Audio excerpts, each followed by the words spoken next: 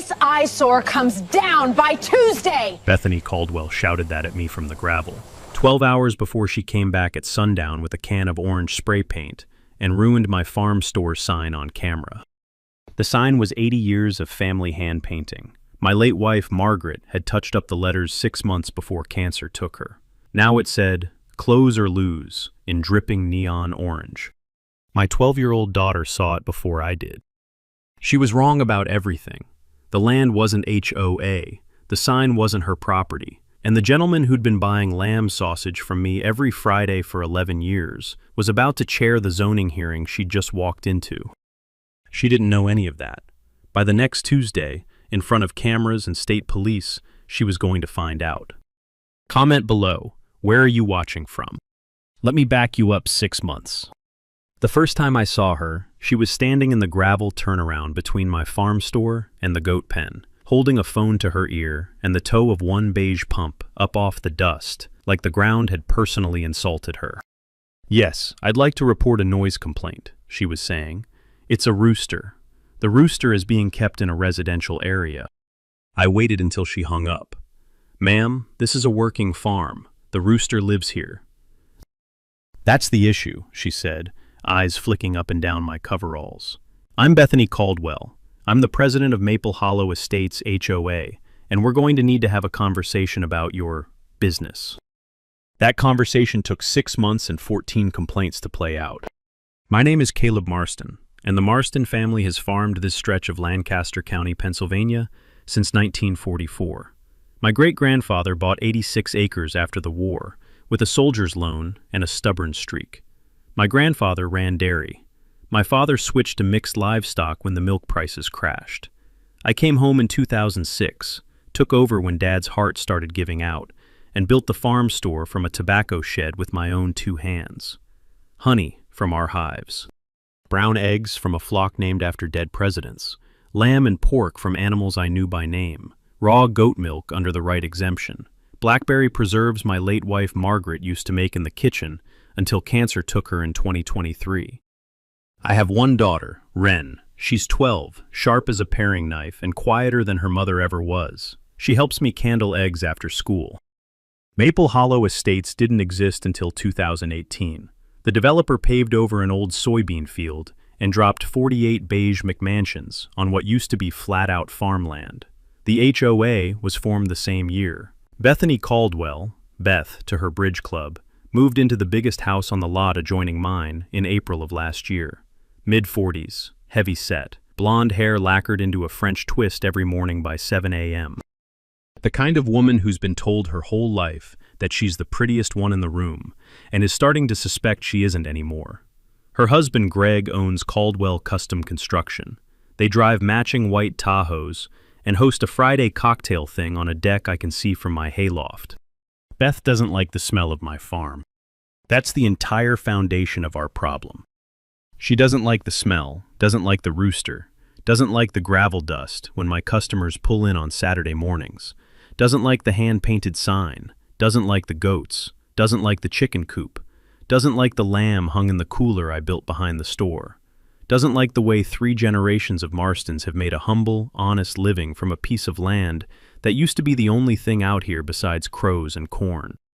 When she walked up that first day in those beige pumps, I figured she was just another suburban transplant who'd learn the rhythms or pack up. We get 1 or 2 like that every couple of years. They complain, they come around. Some of them become regulars. Beth wasn't like that. By the time she reached complaint number 3, I knew what kind of woman she was. By complaint number 7, I started saving every email she sent the township. By complaint number 12, my farmhouse kitchen looked like a war room. Manila folders stacked on the table, a corkboard full of code citations and dates, and an old Army issue clipboard I'd pulled out of a footlocker. I spent 12 years in Army logistics. I know how paperwork works. I know how committees work. I know how a bad actor builds a case and how a calm man dismantles it. Beth was about to learn the same thing the hard way. Complaint number 1 was the rooster. Township code officer pulled into my driveway on a Wednesday morning in early May. Nice guy, Earl Vasquez. Been driving the same route for 15 years. He climbed out, squinted at my chicken coop, and shook my hand. "Caleb," he said, "got a noise complaint." Beth Caldwell. Beth Caldwell. He pulled a clipboard out of his truck. "I gotta walk through the motions. You know the drill." The rooster, his name was Truman, let out a crow at exactly that moment, and Earl laughed. "Pennsylvania Right to Farm Act," I said. "Act 133 of 1982. Agricultural operations preceding residential development are protected from nuisance complaints unless they violate state law or generally accepted ag practices." Earl wrote that down. "I love when you do my job for me." That was complaint 1. He cleared me on the spot. Complaint 2 came 8 days later. Manure smell. Same code officer, same outcome. Complaint 3 was the sign, a hand-painted board that said Marston Farm Store, eggs, honey, meat. Beth claimed it violated HOA signage standards. Earl pointed out that I am not in the HOA. My property has never been in the HOA. The HOA does not have jurisdiction over land outside its plat. That was the moment I understood Beth's strategy. She wasn't filing complaints because she expected to win each one. She was filing them to bury me. Time, lawyer fees, inspector visits, erosion of will. She was running a campaign of paper attrition. So I started running my own.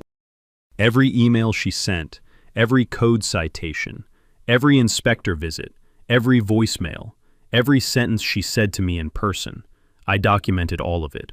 I bought a pair of trail cameras and mounted them at my driveway and on the cedar post at the edge of my pasture. I started time-stamping photos of the sign, the gravel road, the chicken coop, the cooler. I pulled the original 1944 deed. I pulled the 1956 agricultural zoning designation. I pulled the 2018 plat for Maple Hollow Estates and confirmed the eastern boundary line, which Beth had been trying to convince the township ran 6 feet inside my pasture. It didn't. It ran exactly where my great-grandfather's split-rail fence had stood since the Eisenhower administration. Then came complaint 4. Beth showed up at my farm store on a Saturday morning with a cell phone in her hand, recording. She walked up to a customer, a retired schoolteacher named Mrs. Ortiz, who'd been buying my eggs for 9 years, and started filming her face. "Are you aware this is an unlicensed retail establishment?" Beth said. Mrs. Ortiz blinked at her like Beth was a possum that had wandered into the kitchen. "Honey," Mrs. Ortiz said, "I bought eggs here when you were still in college." Beth turned the phone on me. "Mr. Marston, will you confirm on camera that you do not have a Class B retail license?"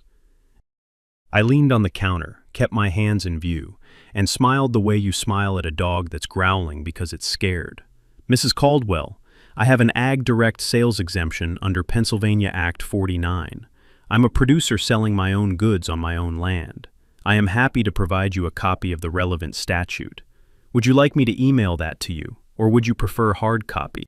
She sputtered. Wren came out of the back office holding a quart of cream and stared at her. Beth's phone wavered, and she turned and marched out, the gravel popping under her pumps. Mrs. Ortiz watched her go, and sighed in a way only old school teachers can sigh. "She going to be a problem, sweetheart?" "She thinks she is," I said. That night, I sat at the kitchen table with a fresh manila folder labeled Caldwell, April through present, and I started filing every interaction with date, time, witnesses, and exact quotes. Margaret used to laugh at how I organized everything. She said I treated grocery lists like field reports. Maybe I did. But field reports win wars. Wren came in around 9, leaned over my shoulder, and read the top sheet. "Daddy, what's a paper attrition campaign?" "It's when somebody's trying to bury you in nonsense," I said, hoping you'll quit before they have to actually win something. "Are we going to quit?" I pulled her down and kissed the top of her head. "Marstons don't quit, kiddo. We just keep better records." Beth's next move was the easement. It was a Tuesday morning in late May, when she showed up with a man in a polo shirt, surveyor type, clipboard, laser level on a tripod, and started staking little orange flags into the gravel of my customer turnaround. I was unloading lamb sausage into the cooler. Wren was wiping down the egg case. We watched through the window for about 30 seconds before I walked outside. "Beth," I said, "friend in the polo, what are we doing?" "This is Mr. Henderson from Caldwell Survey," Beth said. Her hair was twisted up tight enough to lift her eyebrows. "We're confirming that the gravel turnaround you've been allowing customers to park on actually sits on Maple Hollow Estate's common land, 6 feet of it, including the corner where you parked your egg refrigerator." I looked at Mr. Henderson. He looked at his clipboard. He looked at his laser level. He did not look at me. "Mr. Henderson," I said, "did Mrs. Caldwell hire you to perform a boundary survey, or to confirm a boundary survey her husband already performed?" Mr. Henderson cleared his throat. "I'm just confirming the existing line." "Whose existing line?" "Caldwell Constructions." Beth pursed her lips. "Greg has been over every inch of this development. The plat is clear, Mr. Marston." I went inside. Wren was already pulling the deed binder out of the file cabinet. I'd raised her right. The original 1944 deed was photocopied onto archival paper and sleeved in plastic. So was the 1956 Ag Zoning Amendment. So was the 1971 boundary clarification, when my grandfather sold the back 10 acres for the new state highway. So was the 1989 quitclaim, when my dad cleaned up an old timber company encroachment. So was the 2018 plat survey for Maple Hollow Estates, signed and stamped by a registered Pennsylvania surveyor named Otto Beamer.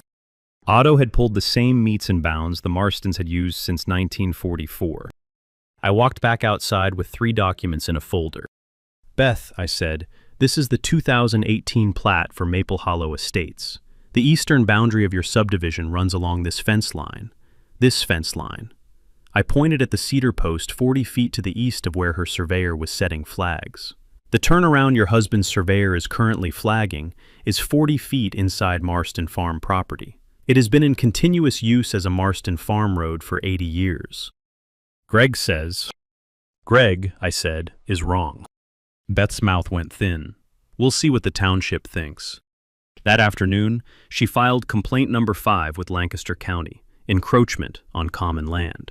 By Friday, complaint number 6 was filed, unpermitted commercial parking in residential zone. By the following Tuesday, complaint number 7 landed on Earl Vasquez's desk, dust pollution from gravel road. Earl drove out to my farm Wednesday morning with the entire complaint stack. He spread it across my kitchen table while Wren made him coffee. "Caleb," he said, "I gotta be honest. This is starting to get above my pay grade. The township solicitor is asking questions. I think Mrs. Caldwell has hired a lawyer."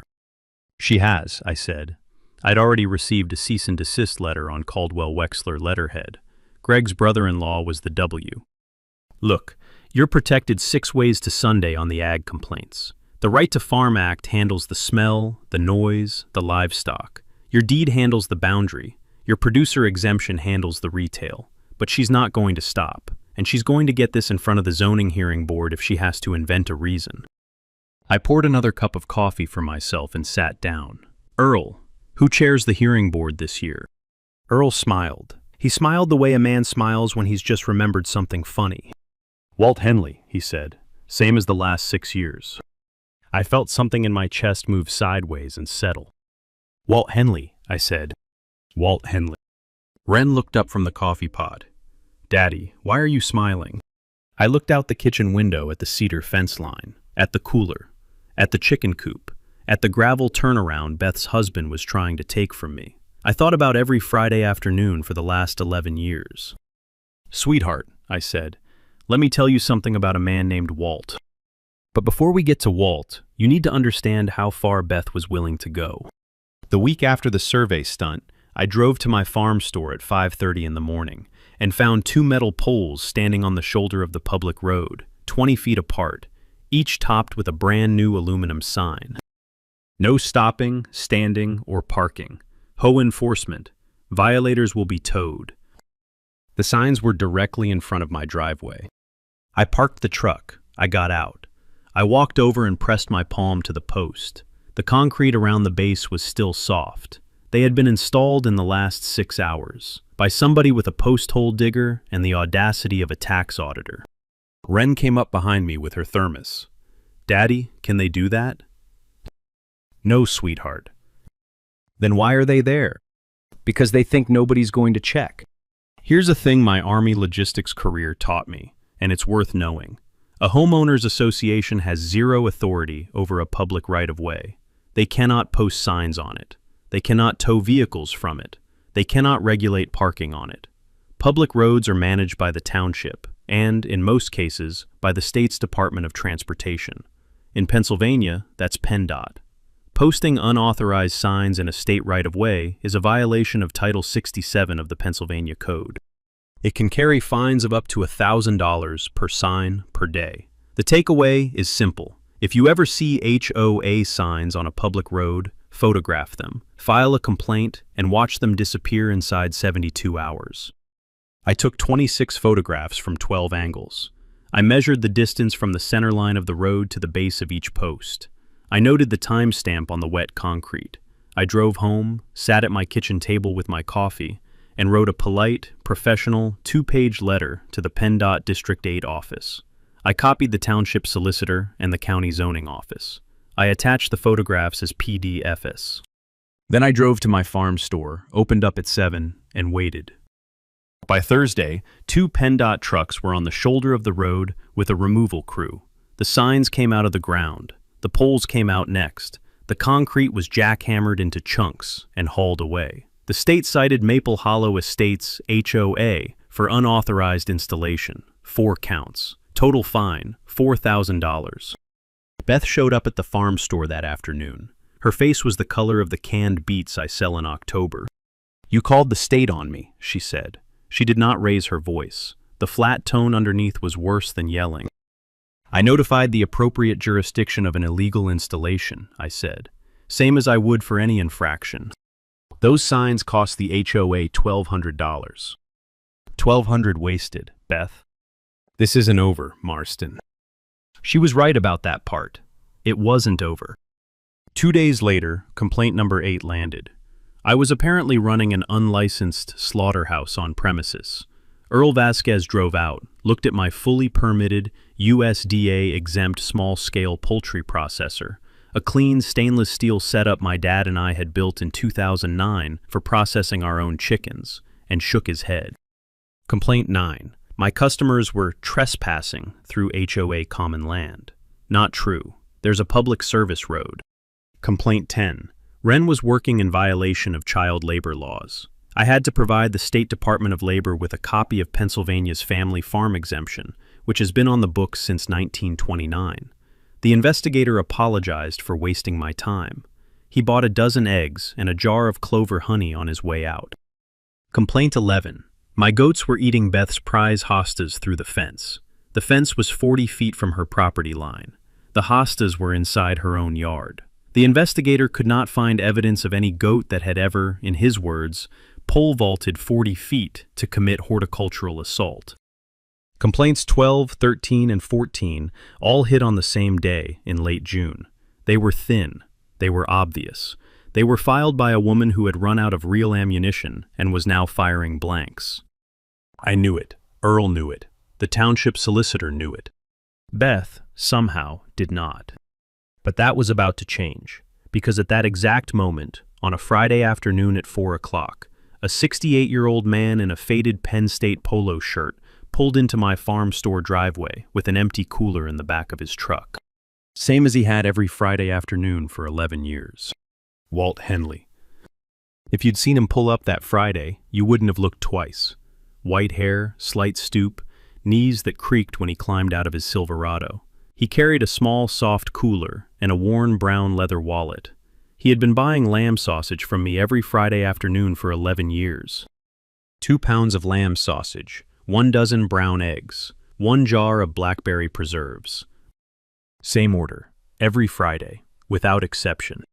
He walked in, nodded at Wren, and set his cooler on the counter. "Caleb," he said. "Walt. Heard you've been having some trouble. Word travels." He smiled the slow, dry smile of a man who'd watched a lot of weather come and go. "It's a small county. Word travels by lunchtime." He paid in cash, like always. He folded the receipt and tucked it into the leather wallet. I knew, from 11 years of Friday afternoons, that the wallet held every receipt I'd ever given him, sorted by year. I knew this because his late wife, Eleanor, had told me. Eleanor had been a regular until 2019, pancreatic cancer. He still bought a jar of blackberry preserves every Friday. He never opened them. Wren had asked him about it once, when she was 9. "My wife's favorite," Walt said. "I keep one on her grave at Mount Olive. Replace it every Sunday." 11 years, 2 pounds of sausage, 1 dozen eggs, 1 jar of preserves.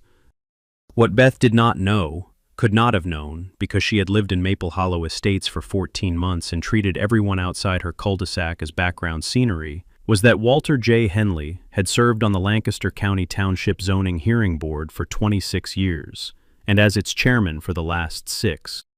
He was the man who would adjudicate her cease and desist hearing. He was the man who would rule on her complaints. He was, in the most literal sense possible, my best customer. Walt looked at me across the counter.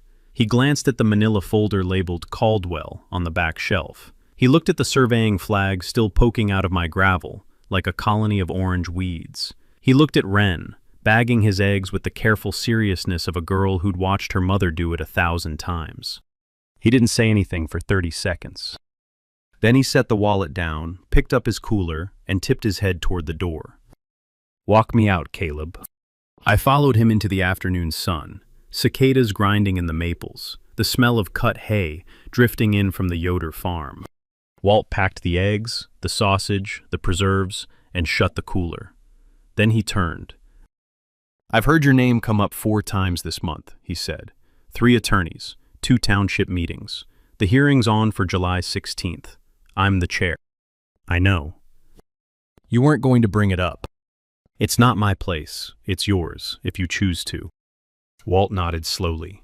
He looked across my pasture at the cedar fence post my great-grandfather drove in 1944. "I've been buying from your family for 11 years, Caleb. I bought from your father before you. Eleanor would not stop talking about your mother's preserves. I cannot adjudicate your hearing." He paused. "But I can preside long enough to make my conflict of interest a matter of public record, in front of every person in that room." He climbed into his truck. He rolled down the window. "July 16th, son. Don't be late. And bring your folder." I had 3 weeks and 4 days until July 16th. I spent the first 3 days at my kitchen table, building the cleanest case file Lancaster County had ever seen. Tab 1, Original 1944 Deed. Tab 2, 1956 Agricultural Zoning Designation. Tab 3, 2018 Maple Hollow Estates Plat, showing the eastern boundary 40 feet east of my turnaround. Tab 4, Certified Copy of Pennsylvania Right to Farm Act, Act 133 of 1982. Tab 5, my producer's exemption, my poultry processing license, my labor exemption. Tab 6, every receipt and inspector report from every visit. Tab 7, a chronological log of all 14 complaints, with citations, dates, and outcomes. Tab 8, PennDOT citation against the HOA for the illegal road signs. Tab 9 was where it got interesting. Tab 9 was Beth's HOA. Most homeowners associations have a conflict of interest clause buried somewhere in their bylaws. Maple Hollow Estates was no exception. Article 14, Section 3 of the HOA bylaws, a document I had pulled, free of charge, from the Lancaster County Recorder of Deeds office, stated that no officer of the HOA could pursue legal or regulatory action against any party with whom the HOA had an active boundary dispute, until the boundary dispute was resolved in writing through binding mediation. Beth had not done the mediation. She had not even acknowledged a boundary dispute existed. She had simply hired her brother-in-law to file a cease and desist on the disputed turnaround. Article 14, Section 3 was about to disqualify her from speaking on behalf of the HOA at the hearing. Tab 10 was where it got delicious. I had 2 trail cameras, one pointed at my driveway, one pointed at the drainage ditch at the eastern edge of my property, the same ditch that ran along Beth's back fence. For the last 8 months, those cameras had been quietly recording everything that crossed their lens. What I found, when I went back through 3 months of footage, was Greg Caldwell, Beth's husband, owner of Caldwell Custom Construction, using a small bobcat to push yard waste, broken concrete, and what appeared to be construction debris into my drainage ditch. Not once, 12 separate times, time-stamped, date-stamped, high definition. The same drainage ditch that Beth had complained 6 times was producing unusual odors she suspected were coming from my livestock operation. The smell wasn't my livestock. It was the standing water that backed up because Greg had filled my drainage ditch with construction debris. I called the Pennsylvania Department of Environmental Protection. I sent them the footage. I sent them Greg's contractor license number. I sent them the permit history for the Caldwell house, which, when I cross-referenced with publicly available records, showed that Greg had been operating a residential construction project without proper stormwater management approval since 2022. The DEP opened a file. They scheduled a site inspection for July 15th, the day before the hearing. Tab 11 was character witness statements. Mrs. Ortiz, Earl Vasquez, who agreed to testify in an official capacity, the Yoder family next door, 3 other regulars who had been buying from Marston Farm for over a decade, a pediatric nurse who bought my goat milk for her son's eczema, a retired Marine who bought my honey for his arthritis. Tab 12 was the receipts. Walt's receipts, of course, I did not include. That was Walt's business and Walt's recusal and Walt's moment. But every other regular customer, they got a printed receipt history, and on the morning of the hearing, 6 of them planned to walk into the township meeting room with crates of Marston Farm eggs, jars of Marston Farm preserves, and brown paper packages of Marston Farm sausage stacked on the front pew like an offering. The local newspaper, the Lancaster Sentinel, sent a reporter named Janelle Drake, who had grown up 2 farms over and remembered my dad. She told me she would cover the hearing personally. By the 3rd week of July, my folder was 4 inches thick. Beth Caldwell, meanwhile, had gone quiet, too quiet. The kind of quiet that means a person has stopped trying to win on paper and started thinking about other angles. I knew she was about to make a mistake. She made one last move before the hearing, or rather, 3 last moves. On July 10th, 6 days before the public hearing, the Pennsylvania Department of Agriculture received an anonymous tip claiming that Marston Farm was abusing its livestock. The complaint mentions starving goats, neglected sheep, chickens kept in unsanitary conditions, and possible animal cruelty. The state inspector who arrived at my farm at 8:15 the next morning was a woman named Joanne Fitch, 40 years on the job, white hair tucked under a Penn State ball cap. She had inspected 10,000 farms in her career. She walked the perimeter. She climbed into the goat pen. She checked the chicken coop. She looked at the lamb in the pasture and examined 3 of them by hand, including their mouths and hooves. She inspected the cooler. She inspected my refrigeration log. She inspected my feed records. When she came back to the barn, she pulled off her gloves and looked at me. "Mr. Marston," she said, "in 26 years of state inspections, this is one of the cleaner small livestock operations I have seen." "Thank you, ma'am." "Whoever filed this complaint should be ashamed of themselves." "Yes, ma'am." She stood there for a moment. Then she said very carefully, "Anonymous complaints in this state are not always anonymous. Caller ID is logged. The phone number that placed the call is now part of my report.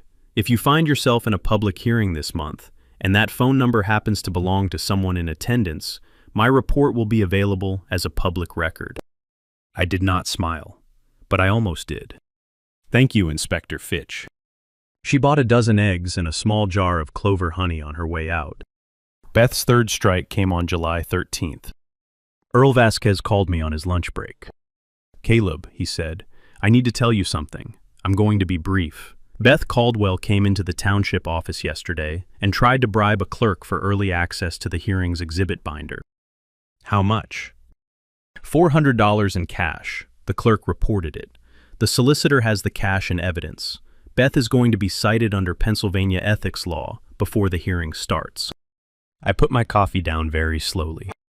"Earl, tell the solicitor I appreciate him. He says he's looking forward to Tuesday."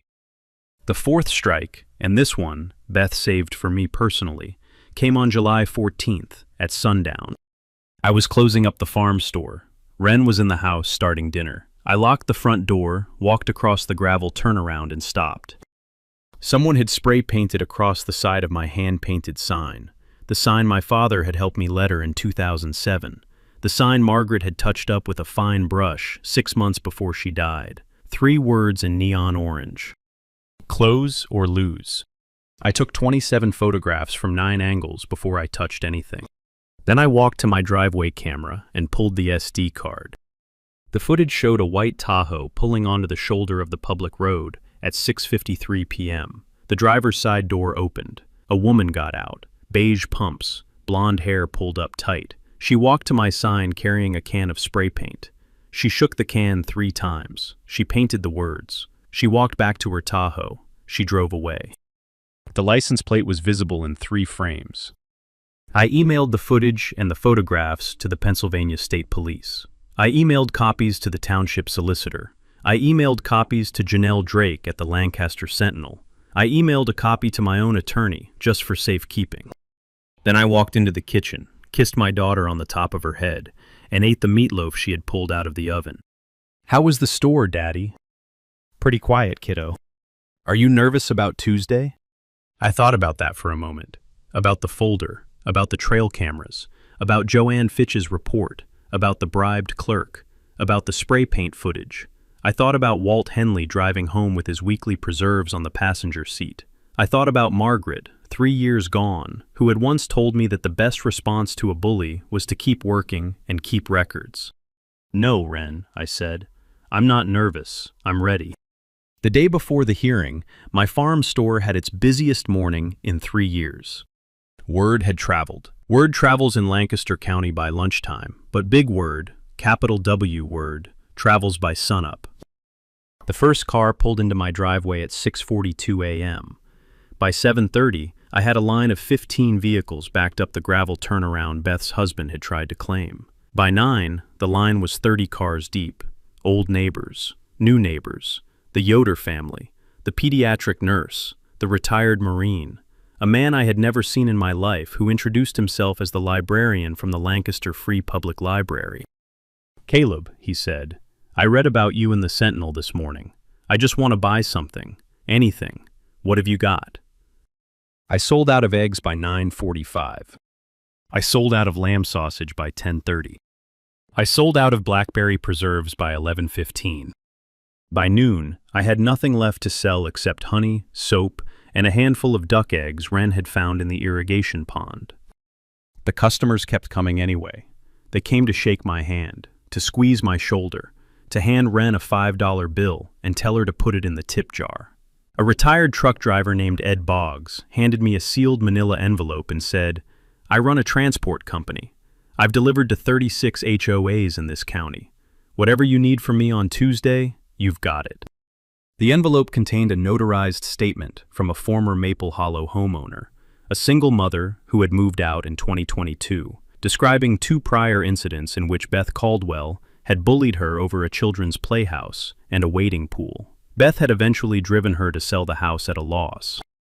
That night, Wren and I drove to the Lancaster County Township Municipal Building and parked across the street.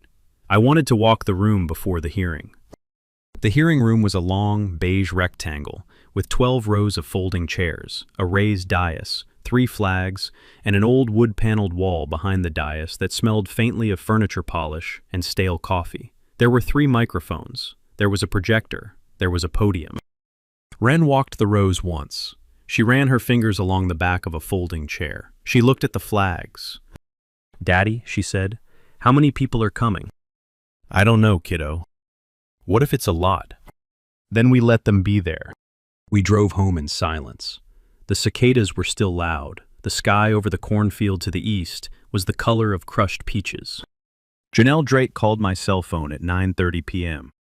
"Caleb, word from the police. Beth Caldwell has been formally charged with criminal mischief, vandalism, and harassment for the spray paint incident. The charges were filed this afternoon. She is out on her own recognizance. She is still expected to appear at the hearing tomorrow. She can't represent the HOA if she has criminal charges open. She can show up as a private citizen. She cannot speak in any official capacity." Got it. I hung up. I sat at the kitchen table and looked at the folder for the last time. 12 tabs, 3 weeks of work, 20 years of farm, 80 years of land. Wren came into the kitchen barefoot. She climbed into the chair next to me. the way she used to when she was 4. Mommy would have come to the hearing, she said, quiet. She would have. She'd be proud, Daddy.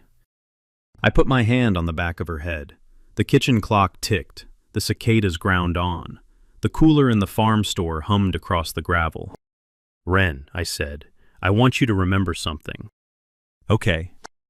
There's a kind of person who builds things. Builds slow, builds careful, builds good. And there's another kind of person who tears things down because they can't stand to see anything they didn't build themselves. Tomorrow, you're going to watch the second kind run into the first kind. Who wins? In the long run, always the builders.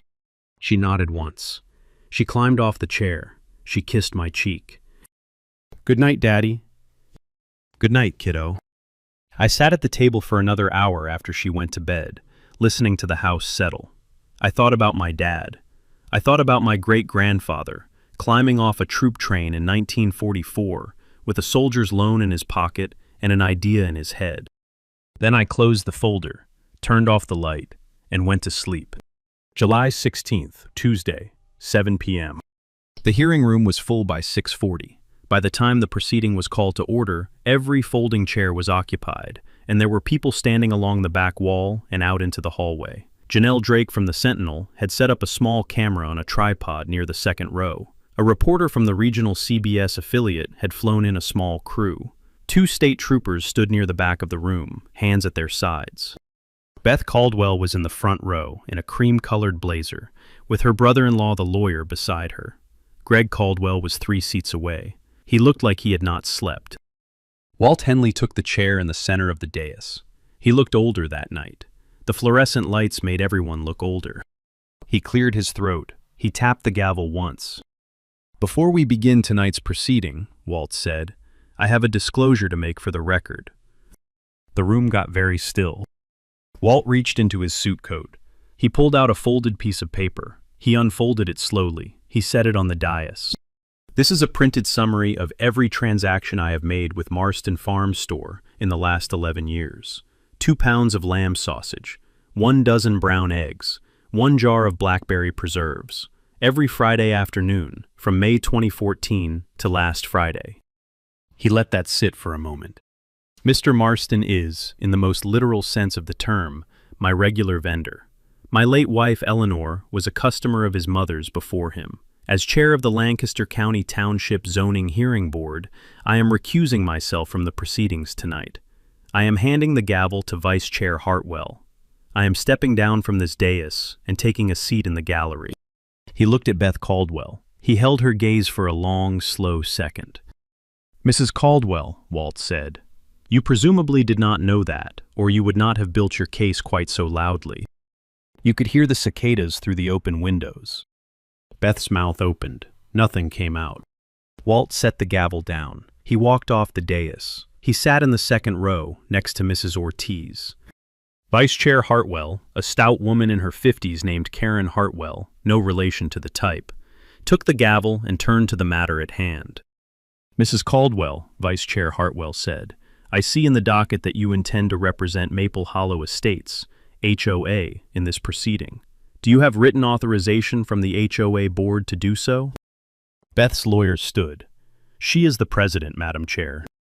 The HOA bylaws, Article 14, Section 3, disqualify any officer of the HOA from pursuing regulatory action against a party with whom the HOA has an active boundary dispute.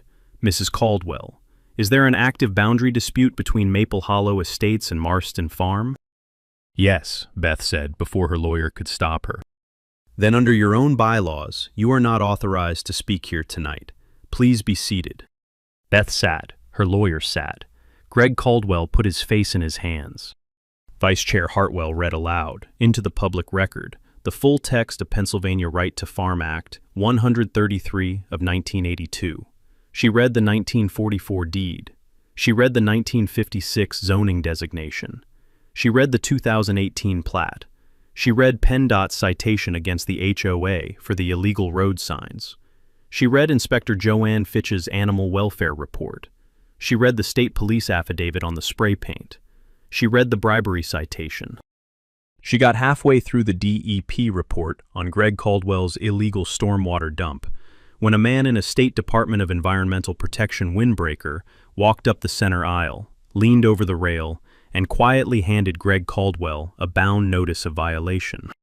"Mr. Caldwell," the DEP officer said, loud enough for the front rows to hear, "the smell Mrs. Caldwell has been complaining about for 14 months is not livestock. It's the construction wastewater you have been illegally piping into the drainage ditch behind your property.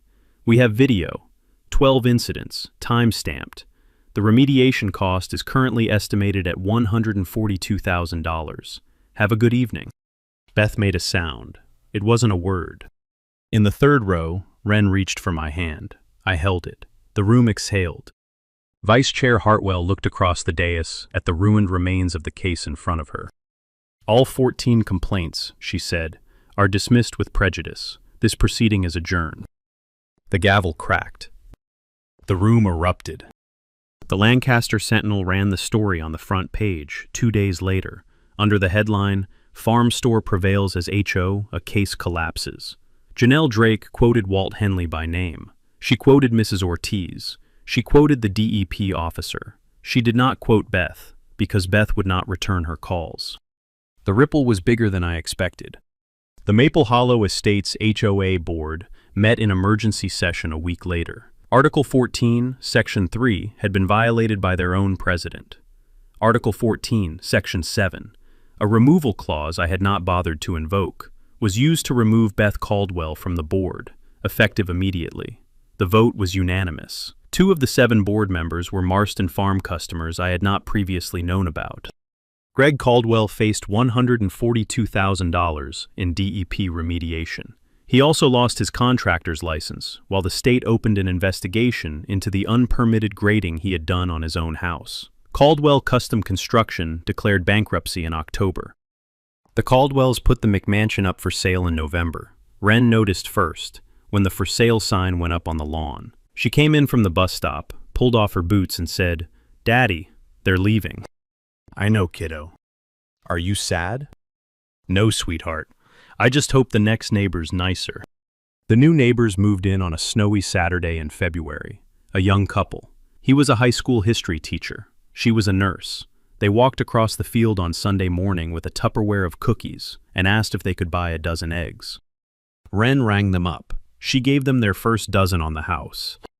Walt Henley still buys 2 pounds of lamb sausage every Friday.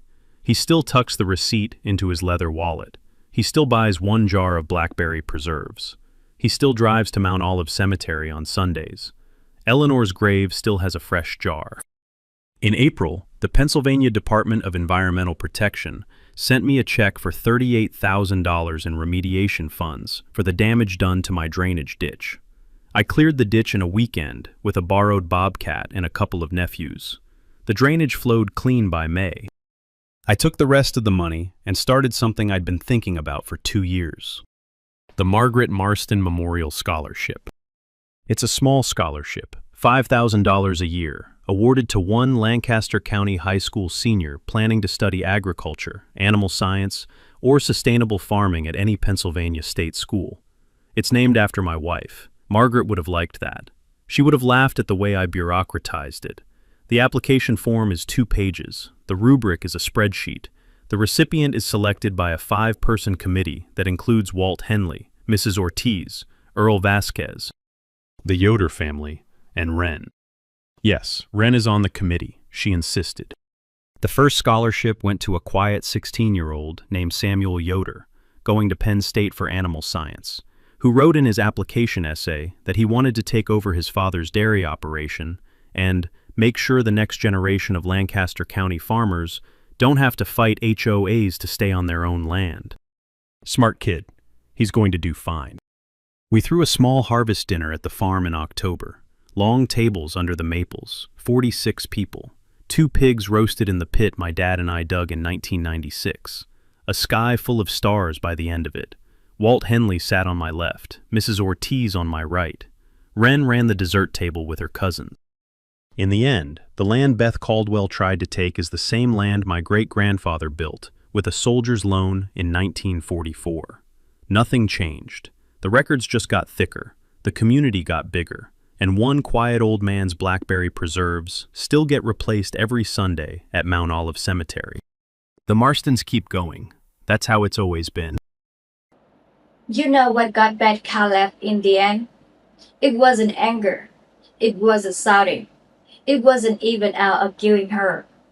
What got bad was the same thing that scares every petty tyrant eventually. Paperwork, patience, and a man who showed up for his neighbors long before he ever needed them to show up for him. Caleb Marston didn't win because he was clever. He won because for 20 years he's been selling honest goods to honest people, and one of the honest people happened to chair the zoning board. That's not luck, that's community. Community is the long game. It's the most petty power can cross. If somebody is trying to bully you out of your land, your business, or your peace right now, start a folder today. Pull your disc, save your receipt, write down every interaction. The right kind of preparation looks boring until the moment it becomes defending. If you ever found a Karen, a nature way, or a small town power tripper, drop your story in the comments. I read every single one. Hit subscribe. Next week, we got a contractor who underbid a fake job by $2 and told the homeowners she represses until the homeowner's husband works through the state licensing board. That story is going to be wide.